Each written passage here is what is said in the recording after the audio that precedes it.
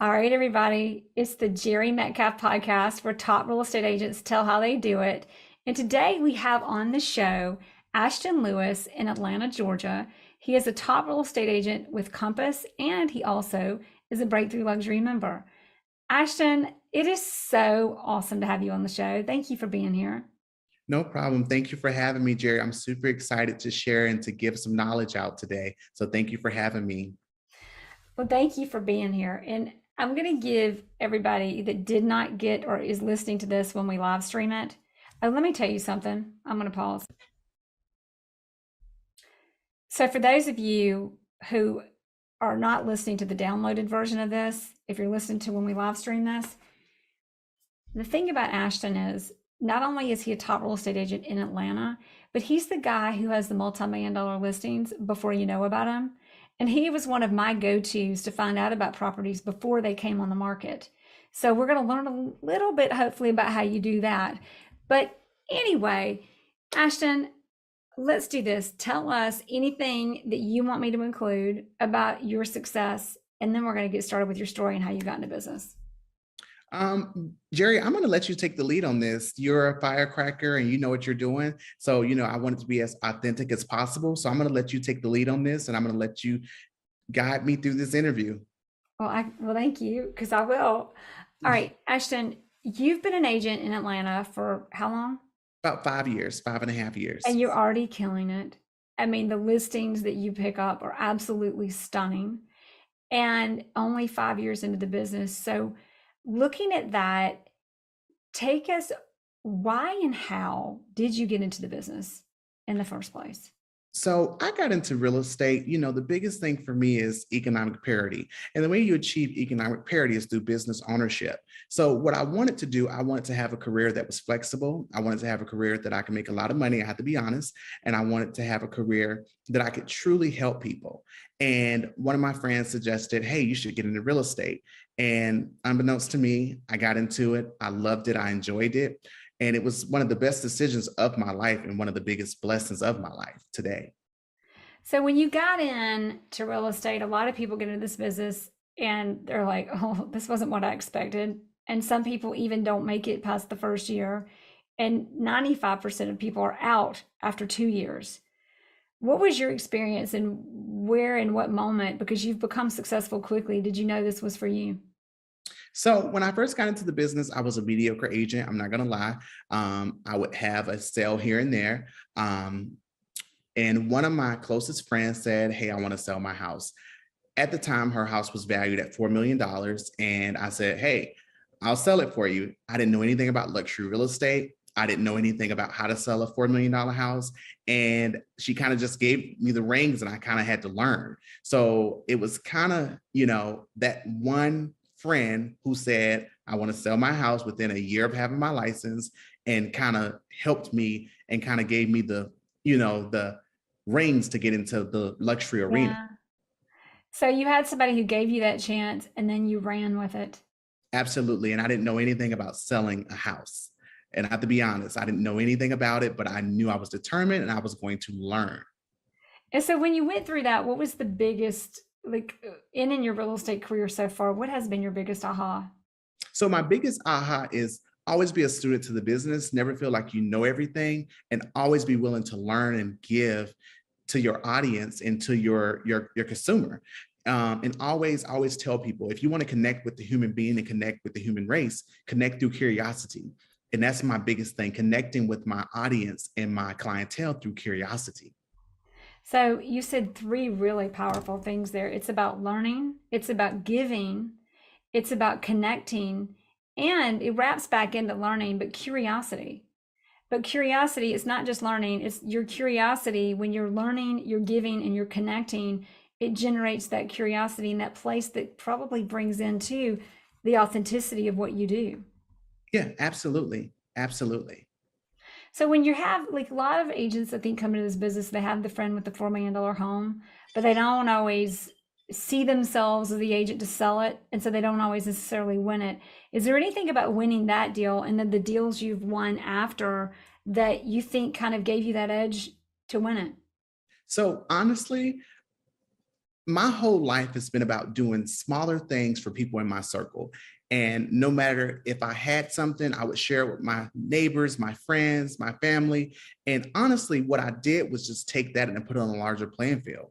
I started volunteering. I started giving back. I started just doing what I did regularly was, hey, you need help with this, you need help with that. I started just being available and just doing it. And if you take that and put it in real estate, that's all you really have to do is put it on a larger playing field, connect with your Mm. audience, figure out how to communicate effectively. And if you can do that, you'll be successful in this business. So identify your audience, get on that bigger playing field to connect with that audience, and then you do the business, and you've done that. Now, in the beginning, you made the comment. You said, it's kind of mediocre, and then you got that $4 million listing, but you weren't the one hit wonder. Why No, not? no, I wasn't a one hit wonder, but the biggest thing that inspired me, no one knows this. So this is the first person I'm telling this to, Jerry. I was actually fired from my first brokerage, and that put a spark in me. And it said, you know what? I was fired. I'm not going to be defeated. I'm going to surpass this and I'm going to do well. Granted, 2 years later, that same broker came trying to hire me back and trying to get me back at that brokerage. I can't say the name. And I was Yeah. like, nope, you didn't believe in me. I'm not coming back. But being fired actually sparked something in me. And I've never shared that with anyone. Um, Wow. Thank you for sharing that. and I'm not gonna lie, I felt defeated, but it was a learning experience. And at the time, I was pretty young. I was 21 at the time, 21, 22. So I was pretty young. I got in real estate really, really young. Um, Yeah. and it was just something that said, you know what? You're going to make plan A work and you're going to surpass this. I love that story because the big thing in it too is not if you get knocked down, and it's not even what you were 21 years old and you're in your 20s and you're doing multi-million-dollar deals. Most people don't achieve that in their entire career. And it's learn, give, connect, authenticity. And when you get knocked down, it's not if you get knocked down, because we all do, it's what you do with getting knocked down. Yeah, absolutely. And giving your time, your talent, and your treasure.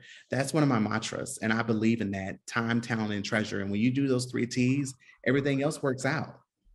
So you had made the comment before, and we've talked about this offline, is in business, everybody kind of sees it like there's this pie, and I'm just going to get as much as I can get out of the pie. And you present a very different picture. You say, there's the pie, and then there's me as a part of it, and I contribute to that. And the more I contribute to it, the more that comes right back to me and that contributes to me. What are you laughing at? Are you laughing at my story or somebody making fun of you? No, no, no, no. Okay. So we talk a lot, and you've talked a lot about giving in your business. And a lot of people say there's only so much, so I'm just going to get everything I can out of it. And you have always talked about the opposite. You say, there's the market, there's real estate, and there's what I can contribute. And as a result of contributing, there are things that are always coming back to me, and Mhm. often bigger than what you ever imagined, like the $4 million listing that broke you into more of these multi-million-dollar listings. So what is it about you that sees it that way? Is there something that happened? Is there a moment, or how do you see things that way? Because a lot of people don't. So, honestly, I think that's just the way I was brought up is to give. I think anything you do in life, you just give and you give not to expect anything back from it. You give to just help people. And that's why we're here. And I think if you do that, everything will unfold and you'll be blessed beyond measures. I think that's just my way of thinking, the Christian way of thinking, and just my belief. Oh, I love that. That's so powerful. So let's go back into that multi-million-dollar, the first one, the $4 million listing.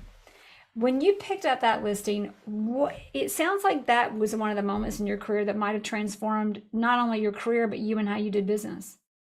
Absolutely. That was the defining factor of, hey, I'm a luxury agent. Hey, now she's going to refer me business because I was able to get her property sold.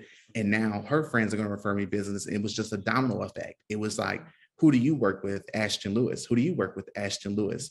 Who do you work with? This agent. Well, you need to work with my agent, Ashton Lewis. And how is it? Because a lot of people say, that's fine, I can do a deal, but how do you transform How does it become Ashton Lewis and not the other guy that it was before? Just being in the business of service, being authentic, having integrity, and just doing what's right. At the end of the day, if something, I always tell myself, if I wouldn't buy a house, I won't sell it to my client unless they just want it and they have investor eyes. But just doing the right thing and putting yourself in the situation that they're in. And I always tell people, I don't treat people how I want to be treated because everybody doesn't want to be treated like me. I treat people how they want to be treated because that is the golden rule and that's the golden ticket to life. Beautifully said. So as you're doing business, I remember one time we talked about every client you work with. Before you work with them, I don't want to give too much of it away. I don't know if you remember what I'm talking about, but we were in the car and you were talking about every time I work with a client, it's not just I'm out to get them. I'm out to get as many clients as I can get, but it's a relationship and there's a conversation you have with them. Will you share that with everybody? Because I love that. So one thing that I tell people is when you pick an agent in real estate, it's like being adopted. You get to pick who you get to work with. And when you get to pick your family, you truly love them and you truly care for them. So you guys pick me. So I'm going to treat you the best because you just adopted me into your family. So I'm going to treat you the best and do the best that I can be with you. I love that because when you're hired and when you're working with people, it's not just a transaction, it's a relationship and it's a family. Now, looking back on your career, what would you say? Because having that insight comes from that's who you are in spirit, but it's also from an awareness that there are challenges in this business.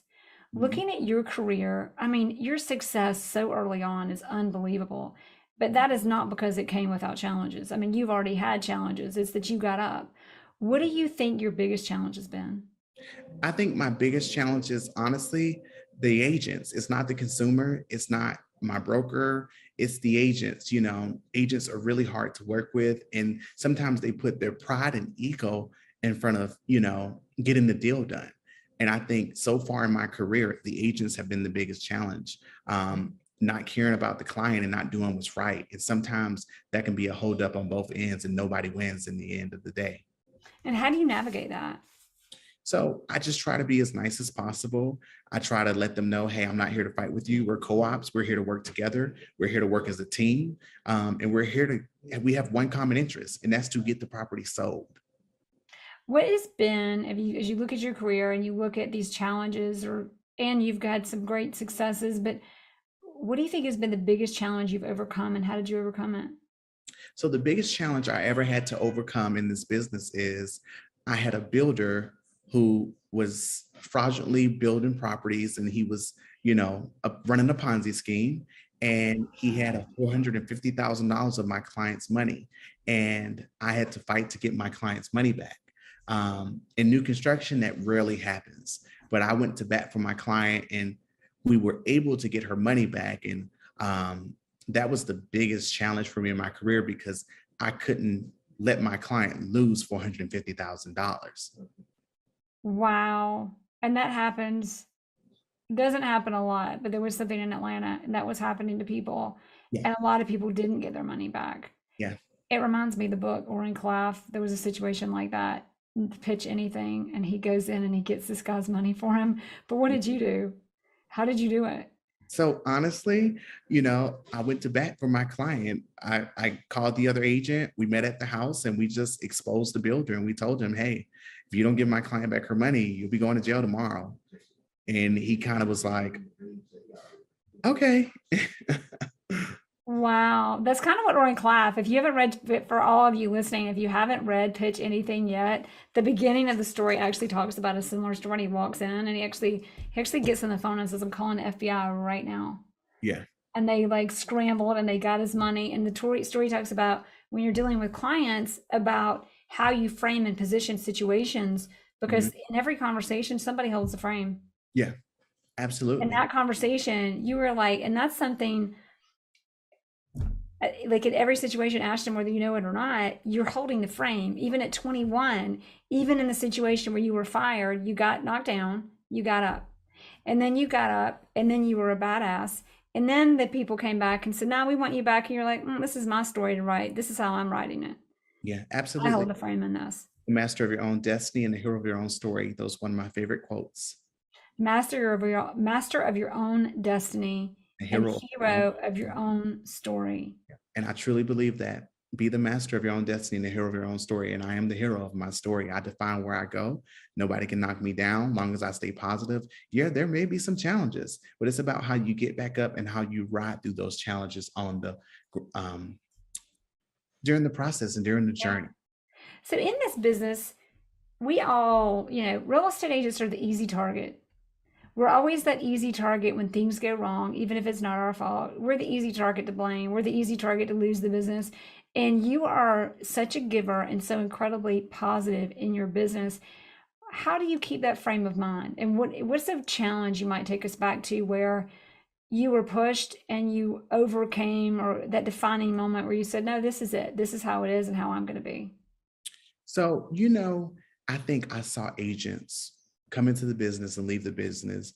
And honestly, I saw agents who did not do the right thing, who was in the brokerage and throughout my career. And I always said, if they would do the right thing, they would be so much further along. So I always looked at the world and I said, okay, I don't want to compare my business to anyone. I want to create my own lane. I want to stay in it and I'm going to drive at my pace. If everybody else is doing 100 miles per hour, I'm going to do 60 because I can't drive 100 miles per hour. I'm going to stay in my lane. I'm going to stay in my pace and I'm going to ride my race, because if I stay consistent and I stay diligent and I just be authentically me, people are going to draw to that. And how did you know that?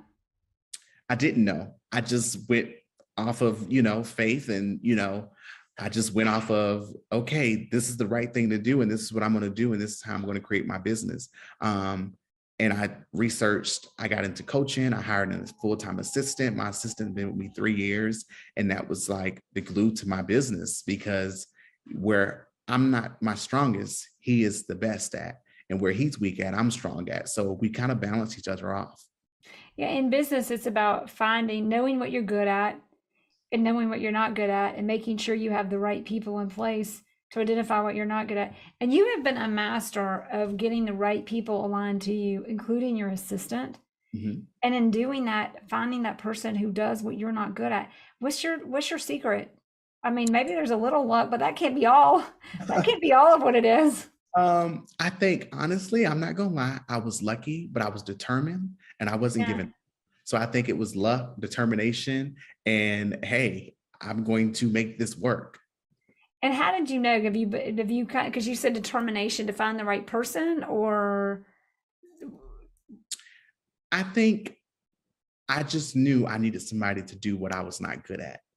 And I took a leap of faith and said, okay, this is how I'm going to hire. Here's a 90-day trial. If it doesn't work out, yeah. you're fired. In 90 days, it's turning into 3 years. So it Wow. worked for me.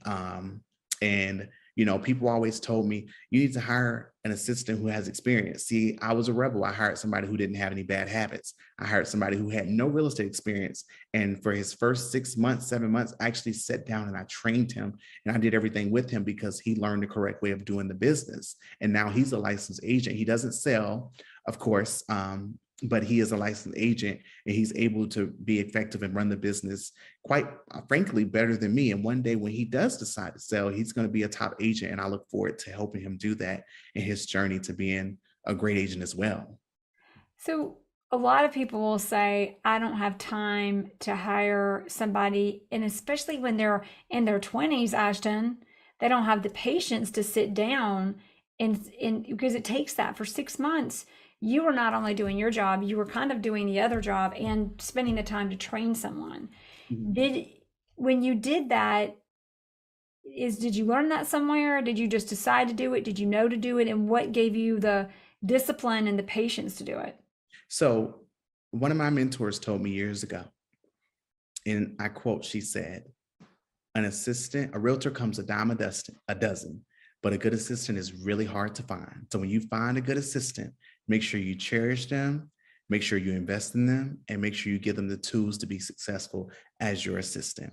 So I've always remembered, realtors, we come a dime a dozen, but a good assistant is really, really hard to find. So guess what I'm going to do? I'm going to make that investment into my business, because if my business does well and he does well, I do well.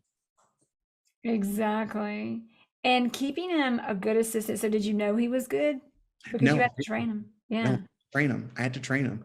But what he was good at was systems. What he was good at was organization. You know, he didn't know how to write a contract, but what he was really good at, Excel, Word, documents, organization. And that is the biggest and most important thing in my business, honestly. And that's usually what agents aren't really good at too. So, right?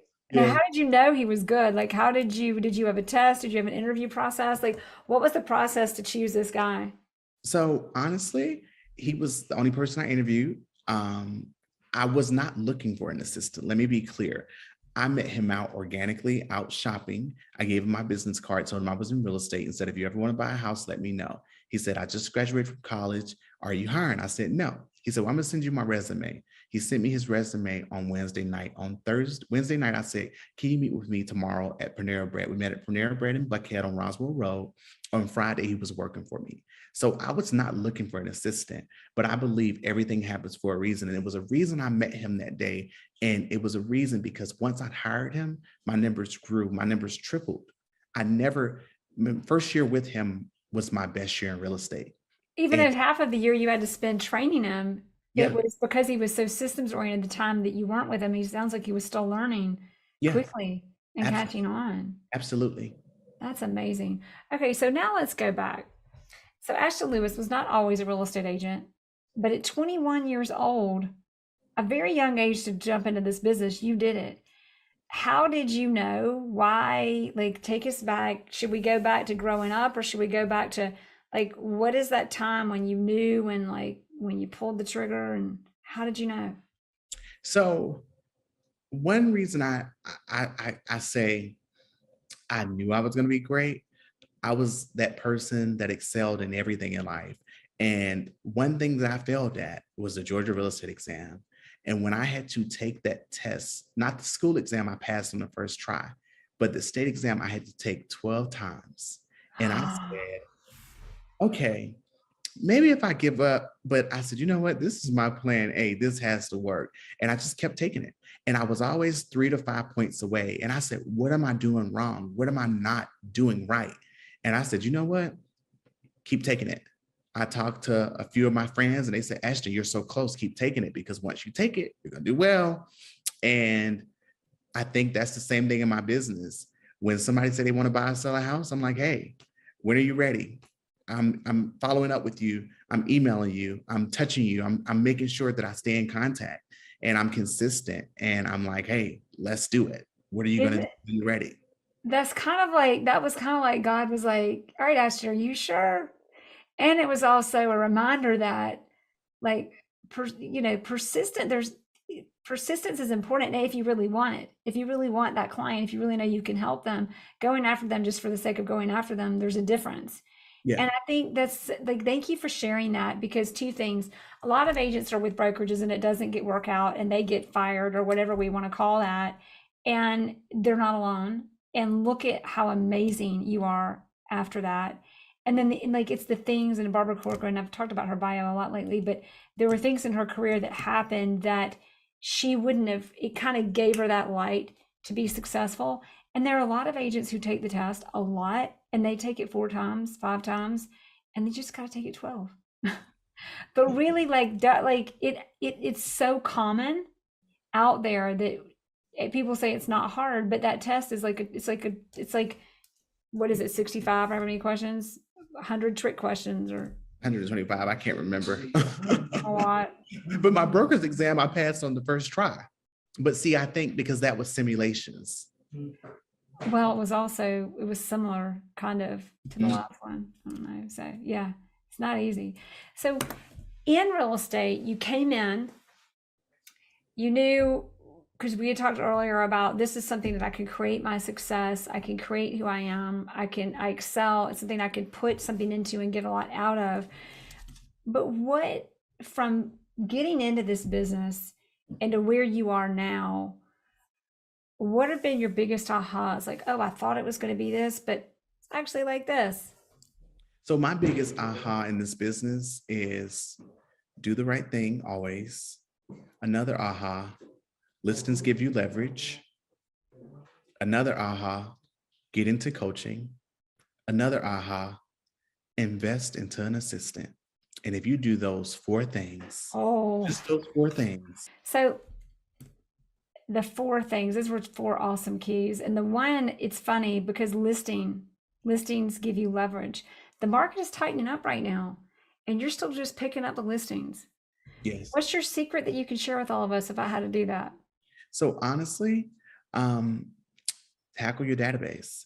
Tackle your database because right now people are really appreciative of real estate agents because houses are sitting on the market 90 days, 60 days, 120 days. So guess what? That means people are going to start back hiring realtors because they're getting frustrated and they're getting agitated that their house is not selling within 1 to 2 days and it's not going 30, 40, 50, 50,000 over asking, 100,000 over asking. Right. I even had one house I lost to another agent. They went 300,000 over asking. I couldn't believe it. So, you know, Wow. you know, I think staying in contact with your database and just honestly, one secret thing that I do, and I don't mind sharing this because, I can give people the recipe, but the sauce won't taste the same because they're not going to do it or they won't bake it the same way as me. But one thing that I do is for all of my clients, we do a going away party and we invite all the neighbors. We get in contact with all the neighbors. But the key thing about this is you got to make sure before you invite a neighbor to the client's house, they are liking the neighbors. So I typically go to my client and say, hey, which one of your neighbors do you like? I want to do a party for you, not a housewarming, but a going away party. You raise your kids in this house. Let's do a party for you can, one example, I sold the house this year for $3 million and my client raised her kids in this home.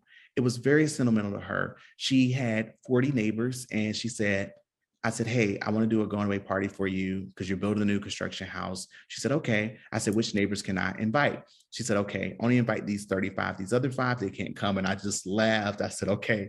So it was interesting. I was able to invite 35 of the neighbors. And then I was able to sell her house. Then I sold 2 more other houses in the neighborhood off market because those neighbors were so impressed with me that they were like, hey, who's this realtor? So I never had to list them because I listed her house and I already knew all the agents who lost out on it. And I was Yeah. able to sell 2 more houses in a neighborhood where the houses are between 2.7 to 3 million. So That I was is able to brilliant. leverage that. And it all came from doing the right thing, just doing a going away party. And all I wanted to do was make sure that my client and her kids were okay. Because Yeah. it's stressful when you raise your kids in this house and you're leaving this house and they're going off to college. And this is, you've been here 14 years.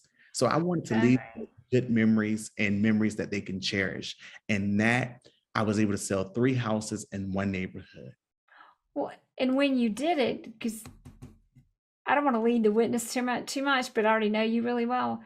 When you do these events and when you do things for clients, it's not like you've got the big Ashton Lewis is the best realtor on the planet signs everywhere. It's you're another person enjoying their company and with them. And that's you just make it about them and you make it special.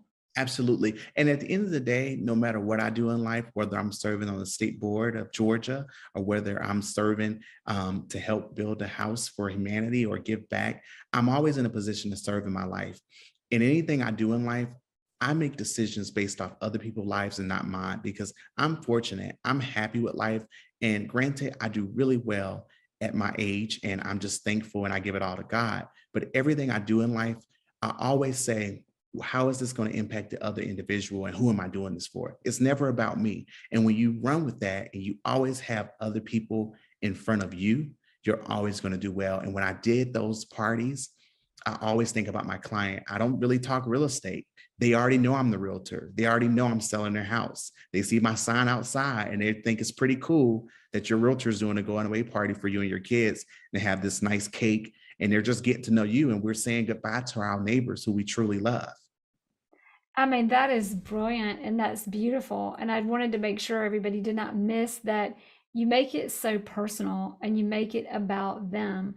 And I've said this a few times, but so that no one misses it, this is someone you're in your mid 20s doing these kinds of things and hitting these levels of success in your career. Now, let's go back to what like coming into business and looking forward, like here you are now. What was your main goal coming in? Was this it, or was it different? And did it adjust? And as you look forward, where do you see everything going? So when I got in this business, I'm not gonna lie, my goal was to sell a house. I never knew I was gonna be selling high-end homes. I never dreamed that I would be selling high-end homes. But I think God just had a different vision for me. He said, you know what? You're a student, you're obedient. I'm going to give you something bigger than what you can dream. And I think once I saw how big my dreams were and my goals, I kind of said, you know what? Let's take off. Let's do it. So that just goes to show, I don't know if you know the book Relentless. I think it's Tim. I always confuse it Tim or Tom. I think it's Tim Grover. He was the coach for Michael Jordan. Do you know who I'm talking about? No, I've never read it, never heard of them. I'm gonna have to look it up. Now I'm going to send you Relentless, and we're going to link that book to this podcast interview. So that book, this guy was a coach, and he was not a natural born athlete. And everybody said, well, you should be a PE coach. And he said, nah, I'm going to go be the coach for Michael Jordan. And people were like, yeah, right. And he did. And they had a lot of other athletes after that. And he wrote a book called Relentless. Mhm. And my personal favorite book, quote from that book, is, there was a basketball player who I don't remember, unfortunately. And this was his quote. He always gave this basketball player when he would lose his head, because that would mess up his game. And he would kind of pull it out of his pocket and just show it to him to remind him. And it said, in order to have what you really want, you must first be who you really are. Mm. So, Yeah.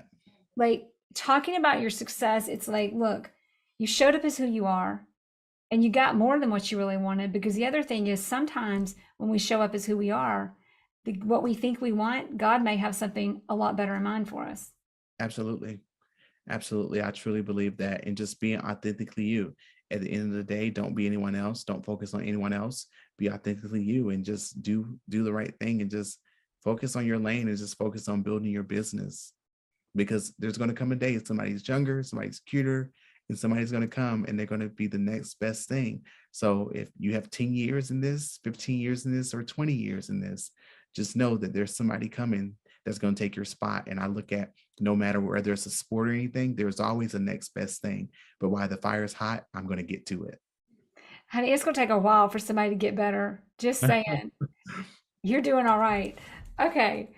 Now, last question. Sorry, everybody. I'm sure you noticed the background change. So we've gotten shifted a little bit, because I want to ask you some more questions, but we're about to hit the final three. But before we hit the final three, one more thing. So let's go back to, where'd you grow up? What was it like? And at what moment did you realize, you said you had a friend who told you things, but did you grow up knowing you were going to be somebody who was so successful so quickly? Or what's the story? So I grew up in Atlanta, Georgia, been here my whole life. And honestly, I kind of, I'm not going to say I kind of knew I was going to be successful, but I've always heard that. So, you know, I- that's kind of a hard question. I don't No, seem, I just want the truth. I want to You see, knew, right? Like, you knew, which is important. but I want to have the confidence to say I kind of knew I was going to be successful. And, I just had the right people. And I think when you have the right people in your life and involved, you're going to be successful. And that's so, because what we started full circle in this interview is at the beginning, where it's like, have the right people in your life. That's so important. And I'm not going to hit pause, but you want to move your camera down a little, because it's just showing the top of your head, and you want to, there we go. Okay. You see me now? So that's a lot better. So anyway, so it's have the right people. It's who you're around, make you who you are. Mhm. And that, coming full circle, you talked about in my success. I'm looking down because I'm reading it, but it's about learning, connecting. It's about being authentic, and it's about giving. Absolutely. And there's Absolutely. nothing to take, because everything you're giving is just going to create more of whatever comes back to you. Absolutely. And when you give, things are going to come to you. But when you give, don't give to get anything back from it. Just give to help people and do the right thing. And because you want to help, be genuine, be authentic in it. And, the biggest servants are the greatest leaders. And I truly believe that. And that's why every day of my life, I serve the general public. I guard the secrets of the state, and I give back to my community, because I'm here to serve.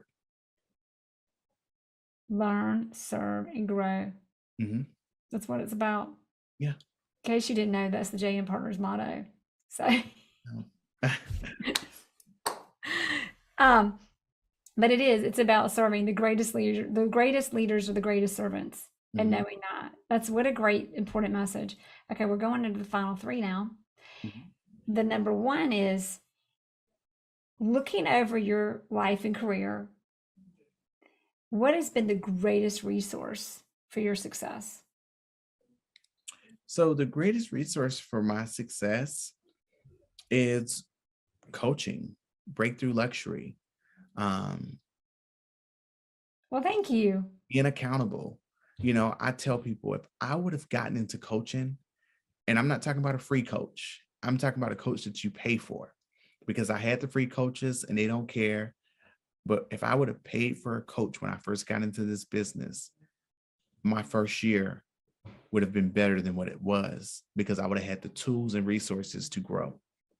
But Great advice. yeah, so that's one big, Account- accountability. absolutely. Have a coach, a good one. Have a coach. Number two, if there's a book, if you had to recommend just one book, and you can recommend more, but if you had to narrow it down to one, what would be the one book you would say has had the greatest impact on your life and or career? So it's not a real estate book. It's not, it's a book called My Love Story, and it's by Tina Turner. And one quote she said in that book that stuck with me throughout my life is, I knew I truly was happy in life because I desired nothing. No car, no clothes, no money. And I'm not gonna lie, I'm still pretty young and I desire a lot, but I cannot wait till I get to the point of not desiring anything. Um, and that quote just stuck with me because it's an amazing feeling not to desire anything in life. And I can't wait to get to that point. What a great message too. That there's a lot of meaning to that behind when you aspire to something, what is it that you're looking for? It goes back to what you actually value, and when you find that in what you do, Absolutely. that's when it goes away. Yeah. That's what I hear. Yeah. That's powerful. And I'm going to add one more question, and then I'm going to ask you the last question. But what is it that gave you so much wisdom so early in life? So, I think I get a lot of my wisdom from my parents, my godparents, and just being surrounded by, my siblings and people who truly love and care for me. And it takes a village. I think I was surrounded with truly loving people and people who spent their whole life serving the general public. Um, and, you know, they taught me, hey, this is what you need to do. This is what we're about. And we want to make sure that you understand that this is what life is about. So just having those loving family support, godparents, and just people around me. It goes right back to what we started with too. Is it's about people. We talked halfway through this. It's about having the right people around you. Yeah. If somebody, now I'm gonna add one more question. Okay. That's But fine. if you have it, like if somebody, because it is like I love because we don't talk about that enough. You are who you're around. You become who you're, like it or not. It's more about who you put yourself around as to who you become and how you become. Mhm. Do you, because it sounds like that happened naturally. You didn't have to try to get around the right people. You had the right people. Do you have any advice? Because now that you've had that, I would guess that you through that have inadvertently learned that to stay away, and not that you don't want to help others, but stay around the right people. Mhm. Don't get yourself involved in the wrong people in life. Do you have any advice for anybody when they're looking at themselves in their life, how to know and how to align to the right people? I think honestly, look at your five closest friends and see if they are truly who do they truly care about you? Are they really the thing I learned about my business is the five people that I'm closest to, those are the five people that send me the most referrals. And it's not because we're talking about real estate. It's just that we're living our life, whether we're golfing together, whether we're going to the gym together, whether we're shopping together. People spend time with people who are like them. So, figure out who your five closest confident friends are, and they're going to be your biggest raving fans. That's some great advice. That's a replay right there for everybody listening. Just rewind and play that again. And now for the last question. If everybody listening to our conversation today forgets everything we're saying, except for one thing, what would you hope it is? never give up, and always live your life by giving your time, your talent, and your treasure. And if you do that, no matter what you do in life, you're going to be successful. And no matter what your career is in life, whether it's real estate, whether it's the postman, whether it's the trash man, whether it's a judge, a lawyer, don't be mediocre at your craft. Be the best that you can be, and always, always set the bar high. Ashton Lewis, Atlanta with Compass. Thank you so much. What a beautiful, beautiful interview and great advice. Thank you. No, thank you, Jere. And it's a pleasure to be in your coaching. And I'm just so honored to be on your platform. And I just hope that somebody gets something great from this interview. And hopefully they can join coaching with us and they can learn some more secret sauce. And, we can share and collaborate and share ideas. Agreed. Thank you. Thank you, Jere. Thanks for listening to the Jere Metcalf podcast, where top real estate agents tell how they do it.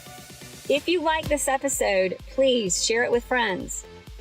To find more episodes, search Jere Metcalf Podcast on any platform for podcasts, or go to JereMetcalfPodcast.com. That's JereMetcalf podcast.com.